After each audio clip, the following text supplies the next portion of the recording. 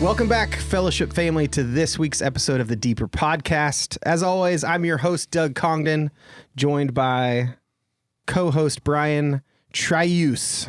I'm going to pronounce it differently every week. Brian, how you doing? I'm doing swell. Swell it is. He's got a Round Rock Express cup in front of him. I do. It's my favorite which cup. is a throwback. How old is that cup? Less than a year. Oh, well, never mind. That took away that part of it. But it has a dishwashable lid, and I love it. It's my favorite thing in the world. Okay, and tell them a little bit about what the heck the Round Rock Express is. It's the AAA affiliate now of the Texas Rangers. When I was growing up, it was the AA affiliate of the Houston Astros. But it was started by Nolan Ryan. That's and right. It's now run by his son,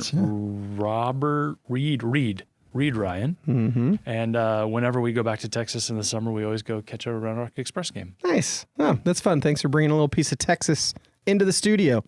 Joining us this week, we kind of previewed this a little last week. We have the first of a few pastors of other churches in town we're inviting in. Please welcome in Grant English from Western Hills Church. So glad you're here, Grant. Thanks for joining us. Thanks for having me. What is this, year 3 or 4 of 5 of this? What is this? This is year 1 of Church Reimagined. Of the new name. Okay. I like that. This is year 1. It's called Church Reimagined this year. It has been called Let's Talk in the past. Yeah. And Grant, why are we making those noises about that? You didn't like that name? Well, no, I didn't like it. I knew. Oh man, I guess this is where we're going to start. I guess my shame. Yeah. We did the first year we did it. There was 2 other churches. There's 3 churches, okay, and it was all around mental health coming out of 2020, 2021, and that whole. So we all talked about mental health, and it was a bunch of roundtables with mental health professionals. And in fact, Fellowship helped us with this. We were so fly by the seat of our pants, unorganized. I remember talking to Joe going, hey, I think we're going to do this. And Joe went, that's a great idea. Is there any chance that you think you could figure this out like somewhere between 6 to 9 months instead of like, how far out were you? Like 2, 3? I think we were 2 months, 2 or 3 months. And so I was like, yeah, that's probably a good idea.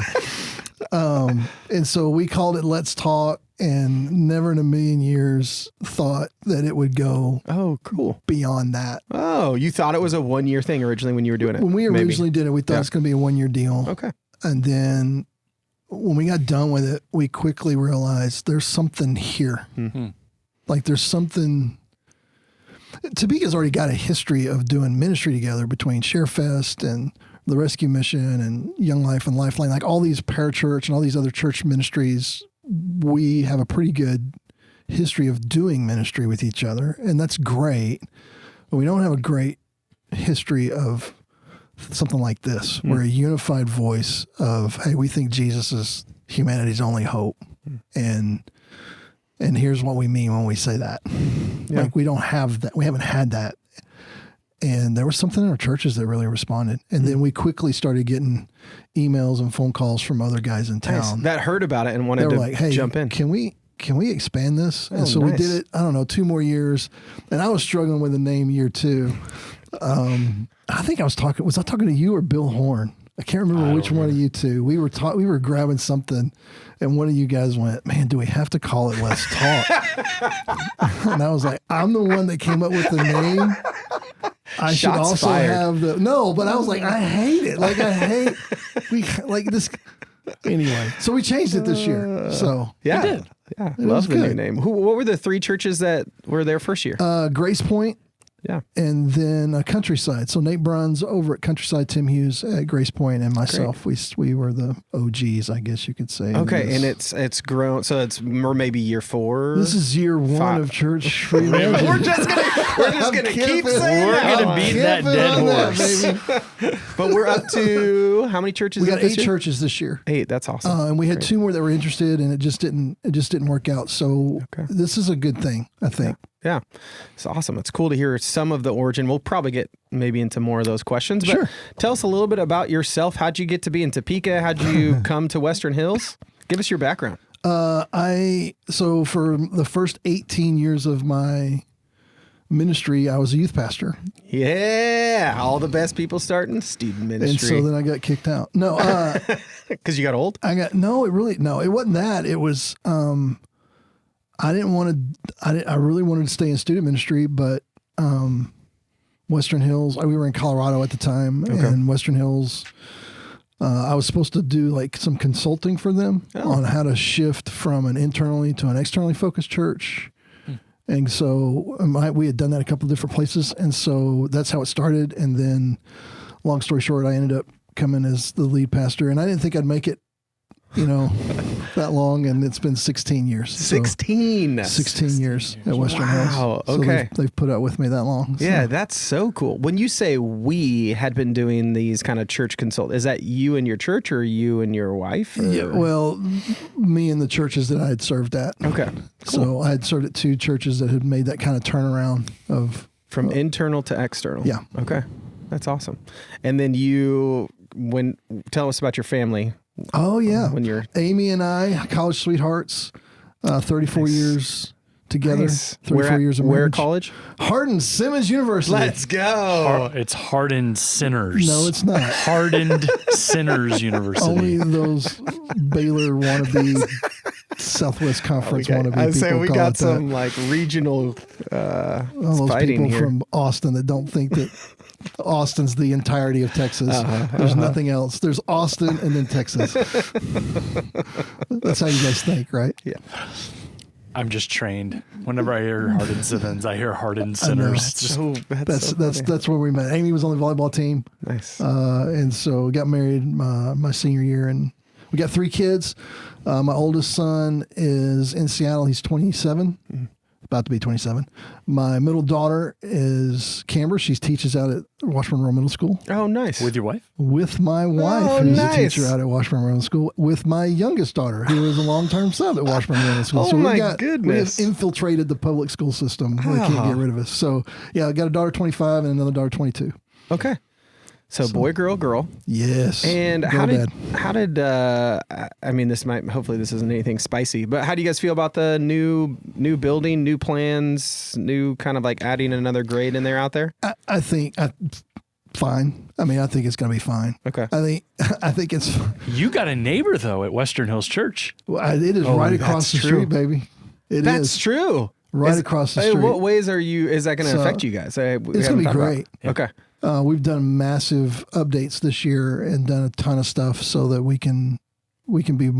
have the facilities now to really help if they ever need our help. And I've already got a relationship with the new principal and the new AD over there, and we tease each other, and I've done so for many, many years. And so we've already got some relational connections there. So listen, both schools are great.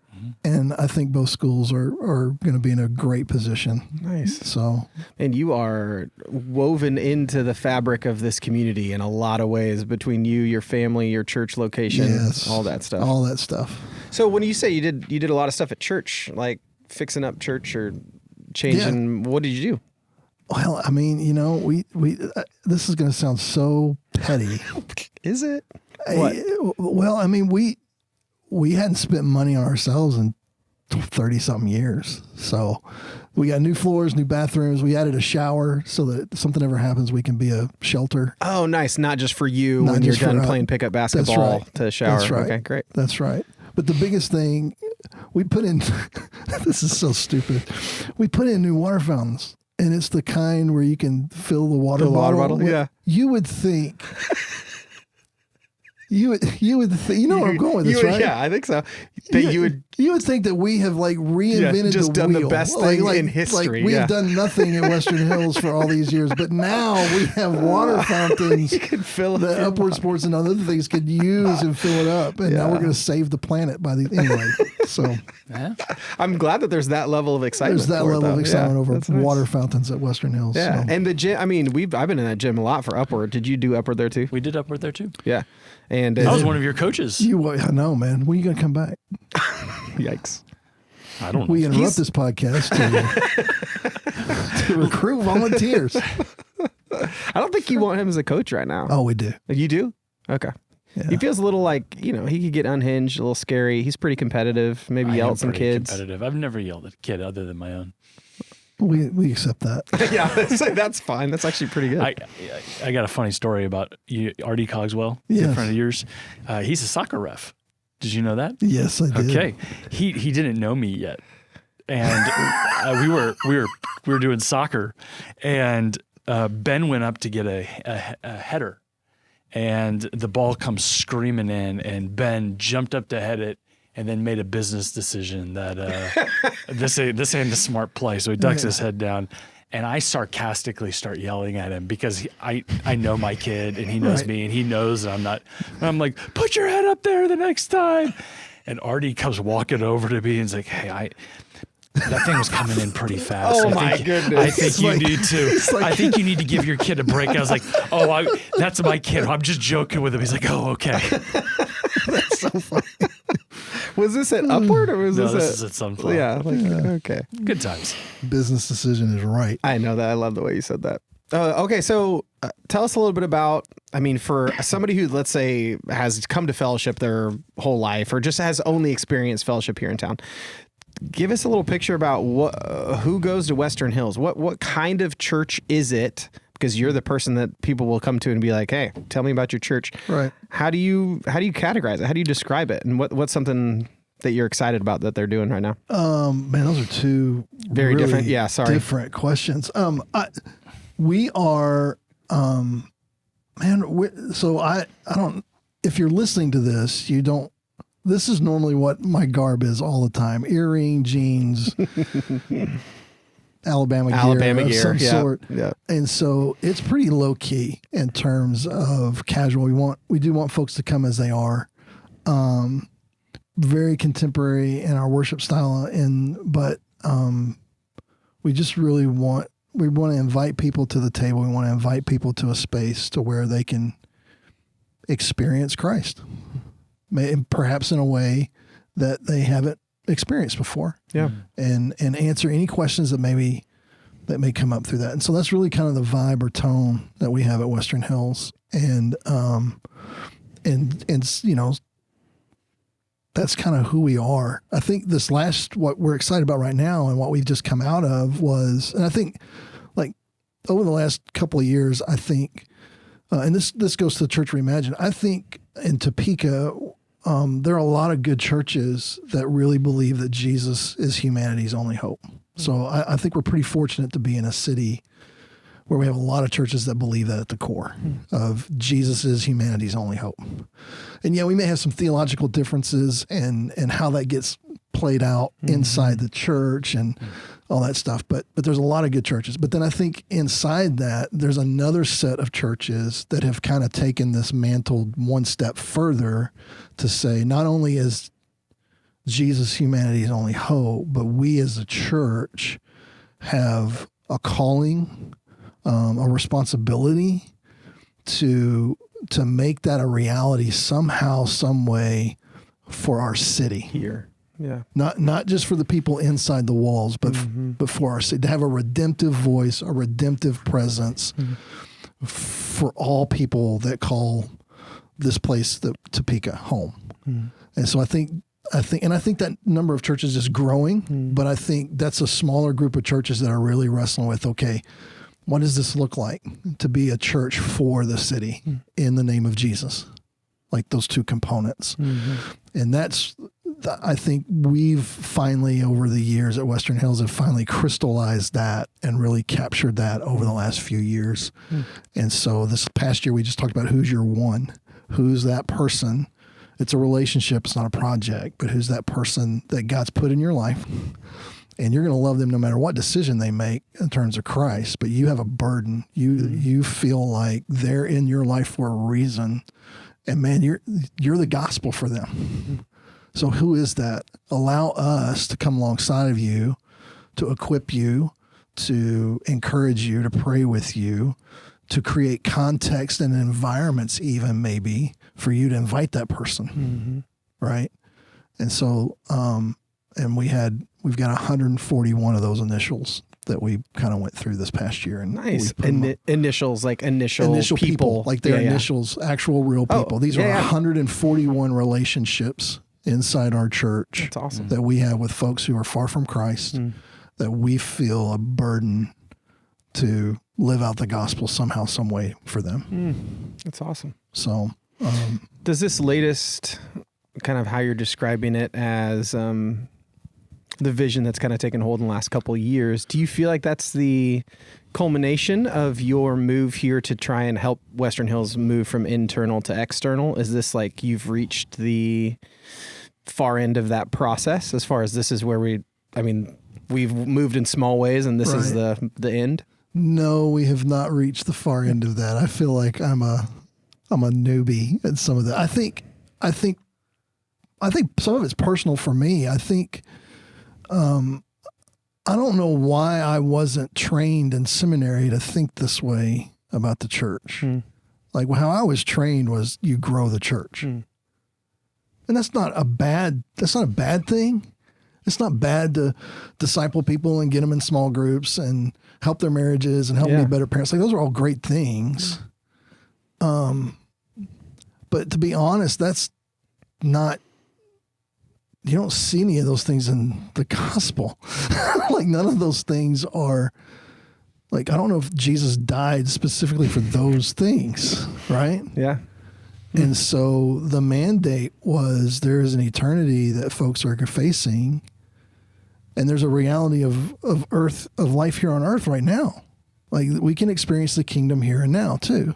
So this experience on earth doesn't have to be hell on earth either. You can get a glimpse of heaven on earth. Yeah. Of learning how to live with a king. And so I think for me personally, that transition started in me first. And then it was like, okay, now that God's doing this in me and he's put me in this position of leadership, you know, how job secure do I feel to leverage this to lead a fellowship through that. And so, I don't, does that answer the question? I have no idea. I'm kind of rambling. You're looking at me like, no, I just, what you have done with your own life, you are now leading your church through. And so I've seen you be available. Available is our word. That's what we talk about. But I mean, how many years, and I don't know if you're still the chaplain of the fire department? I kind of walked away from that last 2 years. But how many years did you do that? 8 years. I mean, being available for people going through trauma, through loss, through all those things, and being there. One of my favorite things that your church did was the series you did with Antioch through the book of Jonah, where you're talking about race relations, and TD's preaching in your church and you're preaching over there, and you're kind of, what does this look like to be a unified church in the city? And now you're upward is a way to say, hey, this is where kids are at. This is where parents are at. Right. And our church is going to enter into this world, and we're going to be available for where those people are. So what has been in your life, you're now bringing your church in, and it's a natural outward. So we have so many coaches in Upward that are from different churches. And I remember at first I had a couple of leaders at Western Hills goes, man, I'm not really sure about this. And I go, well, one, we don't have enough leaders. Like we don't have enough leaders to make sure that we're coaching every single one of these teams, brother. Yeah. Like I said, but secondly, this is a good thing. Yeah. This is a good thing because people are going to connect. And if they can connect with one of those leaders on the team and they end up going to church with them and that relational touch point, I said, that's kingdom work, man. That's bigger than us, man. It's way bigger. Yeah. So, yeah. So you talked about the desire, this kind of smaller group of people who are believing that, we can kind of bring the church heaven on earth in Topeka, through our working together. So this sermon series is obviously a great start to that. And I was going to kind of ask, what other dreams have you had for what it would look like for churches to work together in Topeka to be that picture? But we also, Brian just told that story. I didn't know that existed to you preaching at Antioch and TD coming and preaching there. Yeah. So it sounds like you've started to work it out in some practical ways. Are there any other ways that you've already dreamed of like, man, I would love it if we would, as a group of churches, start to do X, Y, or Z? I think So I think the good thing is that, like, I'm really appreciative to fellowship on one hand, on one particular instance, because I think ShareFest is, to me, ShareFest and Church Reimagined are the two hard examples of what I think our city needs. ShareFest is we're going to meet the physical needs of our schools and it's not because they're not Christian schools. They're right. They're not. Yeah. Like these are not in some ways some of these places are pretty hostile to Christianity, but we're still going to go serve, right? And I think that's physically representing Jesus to our city. And I think you can't have a series like the Prodigal Son, like that in and of itself isn't enough. You have to also have this, and so you're going to have both of these things. And I think for years we've had this. We've had the physical representation, whether it be ShareFest or Topeka Rescue Mission, Young Life, Lifeline. We can go down the list of ways that the church, the Big C Church in Topeka, has come together and served our city. So I think those are great, and I think we just need to keep going deeper in those places. But we also need this. Yeah. We also need the unified voice of where we come together and we put words to. Okay, you've experienced the reality of us serving. Now let us tell you the story of the guy behind it. His name is Jesus. So, I mean, perfect segue into you choosing what the churches are talking about, what the message is in a sense this year. Years of research that we went to choose this sermon series.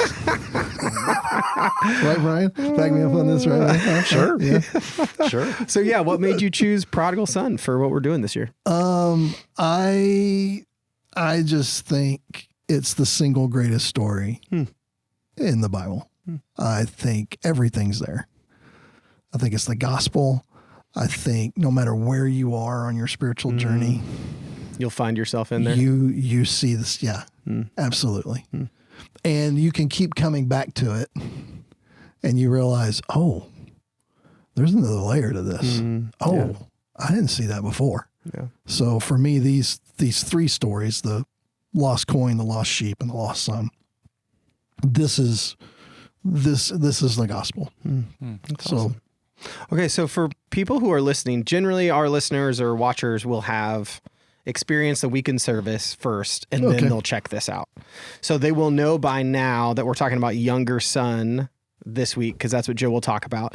But tell them how you chose to break it down, like how the 4 weeks kind of lay out with Easter in there and stuff. Yeah, so we actually gave churches two options. Oh, nice. We choose your own adventure. Choose your own adventure for those of you that grew up in the 80s or 90s. That dated me fast. I didn't even realize that. Oh, man. And the later years in that book just got terrible because they all ended in death. Like there was like only one there. This is totally random. I'm sorry. You're good. I didn't realize that. I didn't get into the darker. Yeah, I didn't get into the darker choose your own adventures where they died. Yeah, dude. Like some of the later years, some of those later books, it's like, and you died.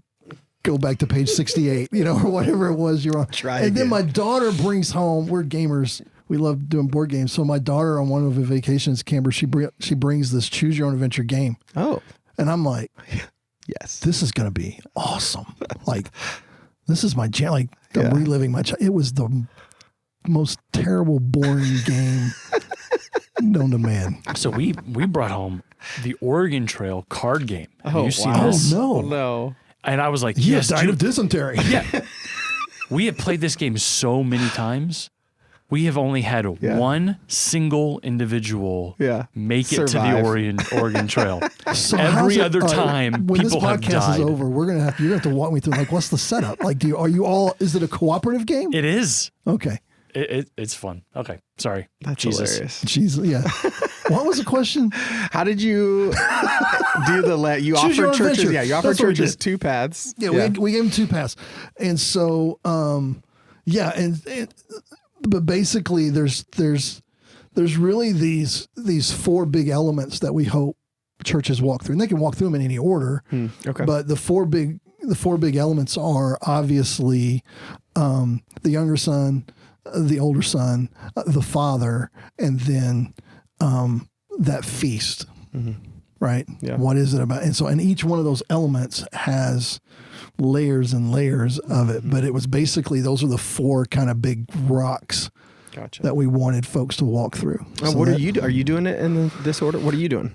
Yeah, so I take a little bit different approach this week. I'm actually starting with the people around Jesus before he even tells the story. Oh, nice. Okay. Because I think that sets up the story.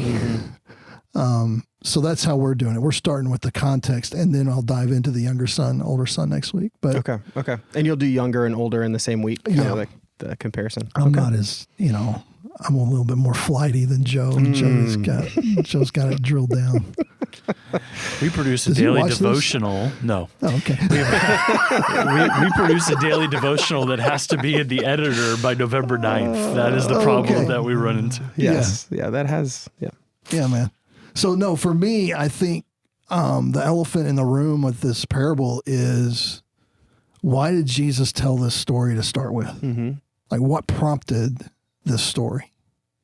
What prompts him to tell basically the same story 3 times, and every time he tells it, it gets a little bit more valuable, a little bit more expensive, a little bit more extravagant. Like, what is it that prompts that? And when you go back and you look at Luke 15, the problem is that you have a religious moral. I think this is, sometimes we forget this. The Pharisees were moral people. These would have been people we would have hung out with. Yeah. They were moral, and they are looking at Jesus having these meals with gypsy tramps and thieves, with Gentiles and tax collectors and sinners, the worst of the worst people.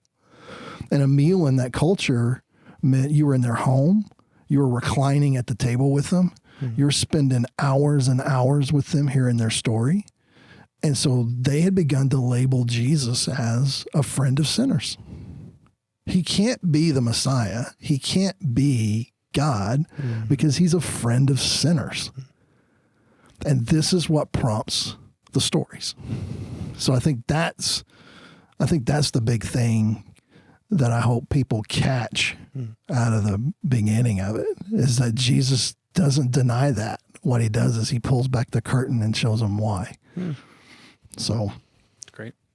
So I'm trying to decide if we should get have you thought out enough to next week's younger, older Listen, brother I'm a little to be organized. like, hey, is Joe gonna hit the same kind of stuff you are I think so. next week when you get to younger brother? I think stuff? you will. Okay. I think you will. Because both sons, because the whole thing is, they're both relationally lost. They're both sons are relationally far from the father. And they both want the resources of the dad, but they don't want the relationship with the dad. And one realizes it and one doesn't. At the end of the story, that is very, very true. Yeah.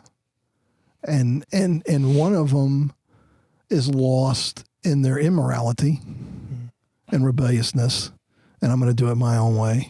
And that's the easy one to see. Yeah. And the other one's lost in their self-righteousness. I have always been with you. I have always done this. I've never sinned against you. And you've never done this for me. Is it bad that whenever I read the thing about you've never given me a young goat, I read that in the voice of Luke in Star Wars, where he wants to go pick up the Tachi conversions or whatever. Wants to go to the Tachi conversion. You've never given me a young goat. Wow, that was very specific. That's a whole other podcast. That's a whole video right there we could do. You could do all of the parables of Jesus in Luke Skywalker's voice. That's the only voice I do. I don't do voices.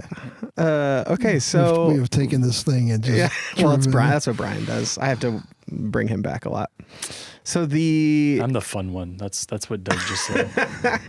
The picture of you teaching this at Western Hills, when you look at your congregation, or you know them very well, obviously. So when you look at the story, do you see them being more older brother types or younger brother types, if that makes sense? Is that okay to have you classify your whole... I think that's a fair question. Okay. I think for us, we've got both in the room.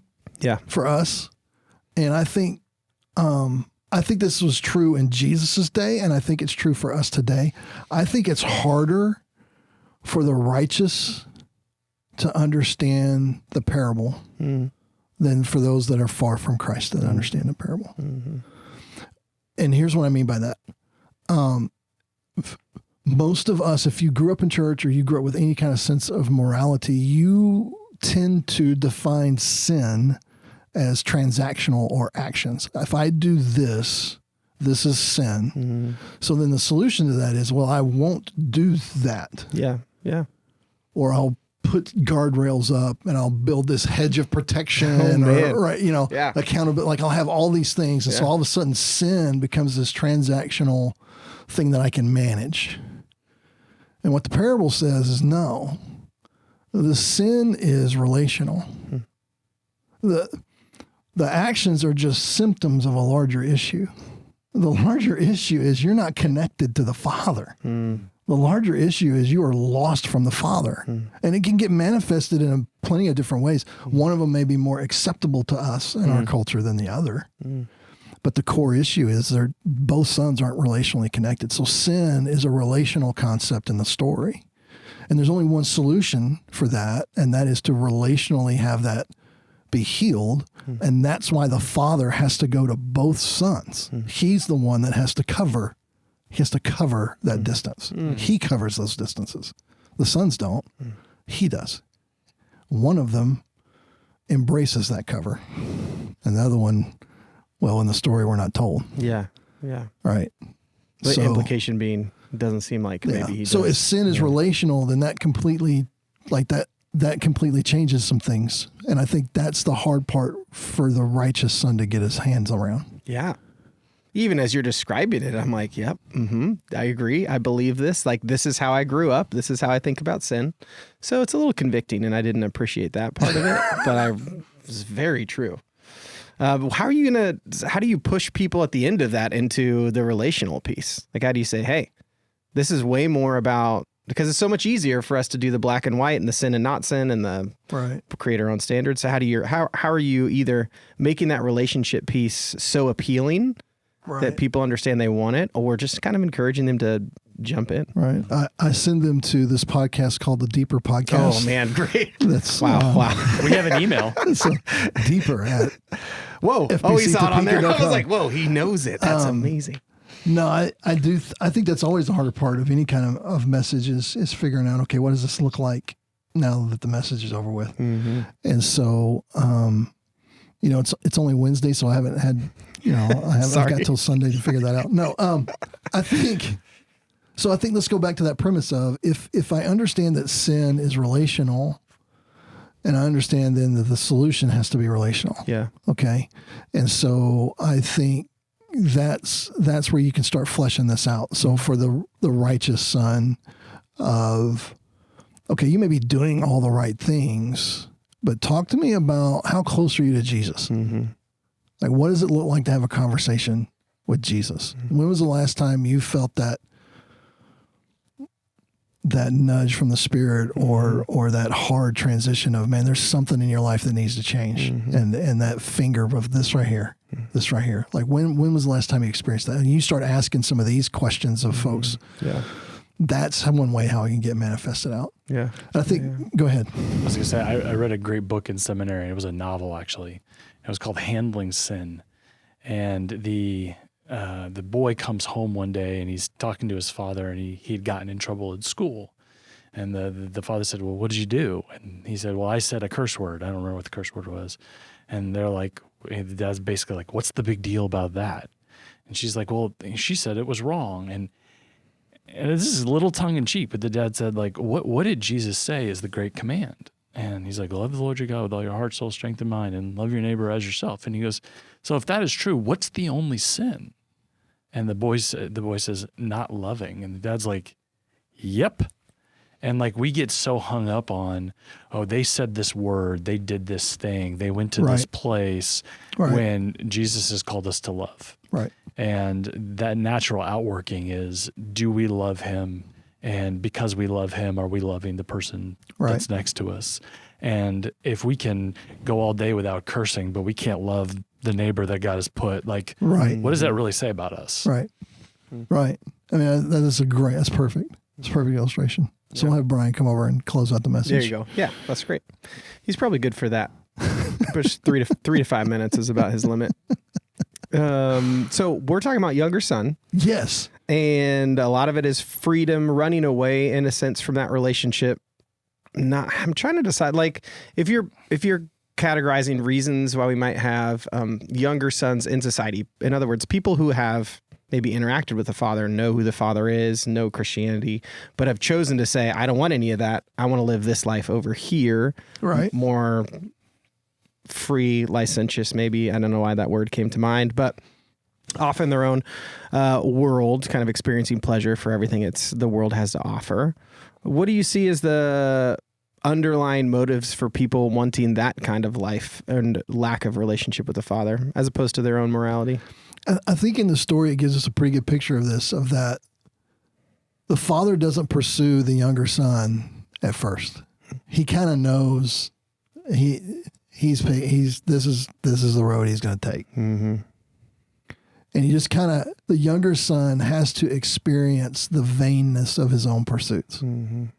I think that's a great line in that story where the younger son, he comes to his senses. He's in a pig pen eating the slop off of pigs. And he goes, what am I doing here? Like, it finally dawns on him. I got to do every single thing I've ever wanted to do in my life with no holds barred, with all the resources I could possibly even dream of. And I am a miserable human being right now. Mm-hmm. And the only time in my life where I can remember having any kind of sense of purpose or hope or wholeness was with my dad. Mm-hmm. I got to get up and go back home. Mm-hmm. And he gets it. And that's that moment. And so I think there's I think there's two applications there. So I think the application for the younger son is, go ahead, write those checks. Let me know how it plays out for you. I'll be at the train. I'll be at the crash site for you when you get there. Right. I haven't heard that one before. I'll be at the crash site. I'll be there when you get there. If you have parents of teens, you will learn that phrase quickly. Right. I mean, our kids will make decisions that we don't want them to make. Yeah. And you can't stop them from making those decisions. Mm-hmm. Now you can love them through it, and you can meet them at the crash site. Mm-hmm. And in that moment, that's the harder conversation of, it's not, I told you so. Mm-hmm. Oh man, it's not. That's a disaster for a relationship if that's what you're leading. It's not, because they already know. Yeah. They already know. In the story, it's taking off a ring and putting on a robe. And it's like, let me remind you of who you really are. Mm-hmm. Yeah. Let me remind you of who I've created you to be. Mm-hmm. I know you're not there yet. Yeah. That's my grace kicking in. Yeah. So I think that story gives us the footprint for that. And I think the second side of that, though, is the father waits. He waits. He doesn't try to win the war of logic. He doesn't try to win a value war with his son. He just waits. And it's probably the hardest thing he had to do as a dad. Yeah, I bet. Tons of easy parenting applications, I feel like, in that. Obviously, you hit on it already. Yeah. Do you feel like is that the same thing apply when we're looking at neighbors, friends who also seem like they're just kind of living the younger brother life right now? Just, hey, be in a relationship with them, know that you'll be at the crash site if they ever get there. I think so. Okay. Same kind of. I think so. Same kind of strategy, philosophy there. Yeah, okay. I think so. I mean, I've got a neighbor now who we gather together 2 or 3 times a month, and he's a great dude. I love him, but man, he is. I have no idea what's coming out of his mouth. I have no idea. Right. And I'll just laugh and I'll just be like, okay, man. He's like, I know you're a pastor. Yeah. You know, you don't think that way. I was like, hey, let me know how this is going to work out for you. And, over the years, there have been some times where it didn't exactly work out the way he thought. Yeah. Okay. So this gets into, obviously, we talk about intentional at home, available in the world. This is the kind of way that we're supposed to live and love in the world with people we're talking about younger brothers. But let's say, take that neighbor, for example, in your relationship with him. If he comes to you and is in the midst of pain, are you saying to him, hey, man, I just want to remind you, like, Jesus is the answer for that? Or are you just like, hey, I'm here, you know where I stand, I'm going to walk beside you, and if you ever come to me and ask the reason for the hope that I have, I'm ready with an answer? How aggressive are you, Grant, with your friends? So I'm going to take a page out of, I really should have done research on this. Is it 2 Peter or 1 Peter? Be ready. 1 Peter. Is it 1 Peter? Yeah. 2 Peter is something completely different. There's 3 chapters. That's helpful. Thanks, I don't Brian. think that's what he was going You're for. very helpful. We can edit that out. I try to not be helpful. That's good. Always be ready to give an answer for your faith, right? Yeah. And so For the hope that is in you. right. And so it's one of those things where when I was a chaplain for the fire department, I'll tell this story and I'll clean it up a little bit. So when I was first came on as chaplain, they introduced me to the whole entire fire department. And so they pulled me up in the front, and there's this smattering of golf claps. Nobody, it's a bunch of firemen. They don't care about. And out of the back of the room, there's a guy that goes, "Why the F do we need a chaplain?" Out loud, Out so that loud. you could hear it while you're standing. And Wow. I'm standing at the microphone, Holy and I cow. go, "I have no idea." And so everybody kind of laughs. It's kind of that moment. And that's how our relationship started, very antagonistic. And so fast forward, 5-6 years later, and I go to the scene when there's a casualty or a fatality. I go to those firehouses, to those guys that run those calls. And I've been doing this for 5 years. And I get a phone call at 3:00 in the morning, and we had one of our officers, their kids had been in a wreck, Oh, man. and they came up on the scene. Oh, man. So I get a phone call at like 2:38 a.m. My phone rings, and I answer the phone, and it's this guy. And he goes, "Where the F are you?" Oh, man. I go, "Well, I'm in bed." He says, "Get up and get to the hospital. I'll meet you." Was it the guy who was in the back who said it out loud? Yes. Oh, my goodness. Yeah. And so you just minister to them where they're at. Every single opportunity you get. You make yourself available. You show up. And you go through those awkward moments, and you swallow those hits, and you earn the right to be in those spaces, because there are going to be chapters. There's going to be a space where they encounter something that they have no grid for. They have no idea on how to handle. And all they know is, well, Chaplain's been through all this stuff with us. Let's call Chaplain. Or my neighbor has been through all this stuff with me. Let's just call him. They've been a redemptive, calming, good presence for me in my life. And I just know I need. Now they may not know in the moment what they really are longing for. Yeah, right. Is Christ. Yeah. They may Yeah, not know that in that moment. Yeah. But we get to be that in that moment. And then, a couple of years later, he asked me to do the funeral of his dad, and I had a chance to share the gospel with the family. Wow. It took 7 years. Yeah. But I think that's I'll just say this. This is the way God's wired me.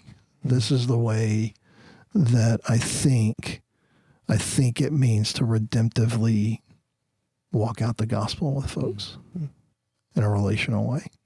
Yeah. Thanks for that. Brian, if you don't have anything else, I'm going to have you guys close by praying for each other's churches, and maybe you go first, and Grant, you close this by praying for fellowship. Is that good? Thanks, guys.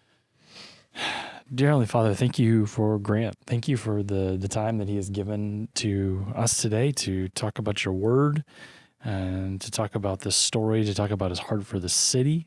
Lord, and I'm grateful for the heart for his church. 16 years of shepherding that group of people and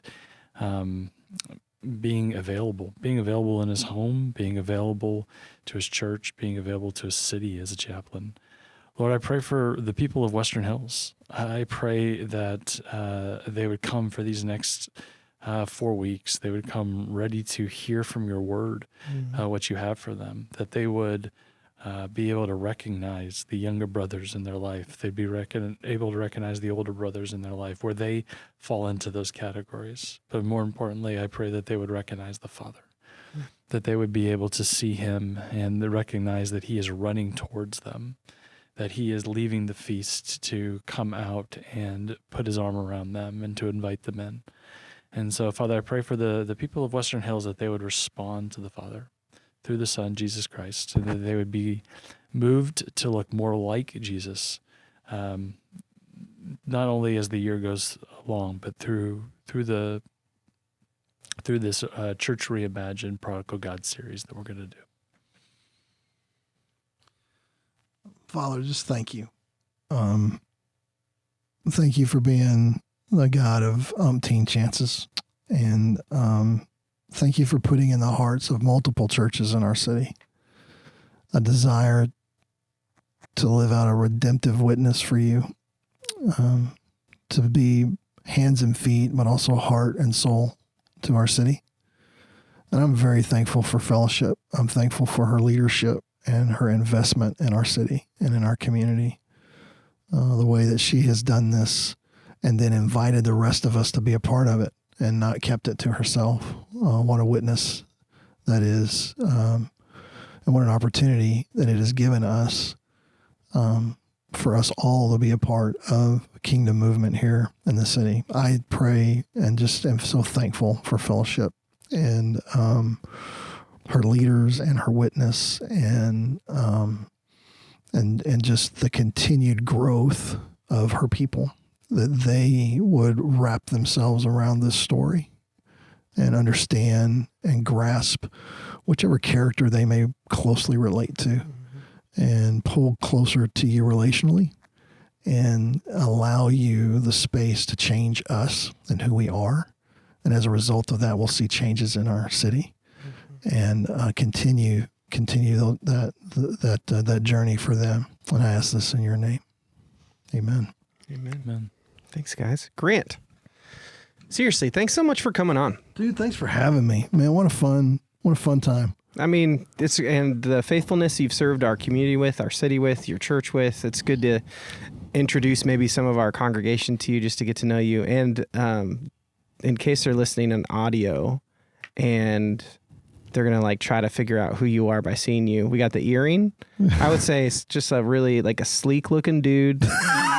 Looks like maybe a former or current athlete, and you'll probably be wearing something that has the Alabama on it. I probably will. Okay. It's a pretty good chance. Okay. Right? Yeah, most of the time. So how are you doing with Texas being bumped out? Bumped out of what? Yeah, that's what I thought. Bumped out of what, he says? Money? No, we got plenty of that. No. We got You've answered plenty the of question. that. Yeah. He's really focused on the women's March Madness this year because UT's still in it. Yeah, so he's. I had no expectations going into this basketball season. I had higher expectations than we finished in football, but. Did you really? Yeah, I really thought we had a championship team, and we got to the semifinals, but. So close, too. So close. That's okay. Yeah. Well, we'll be in prayer for that for next year. I don't pray about sports. Good. Yeah, you shouldn't. Grant, thank you. And thank you for everybody who tuned in and listened or watched. Appreciate your viewership. And we will see you next week on next week's episode of the Deeper Podcast. Goodbye.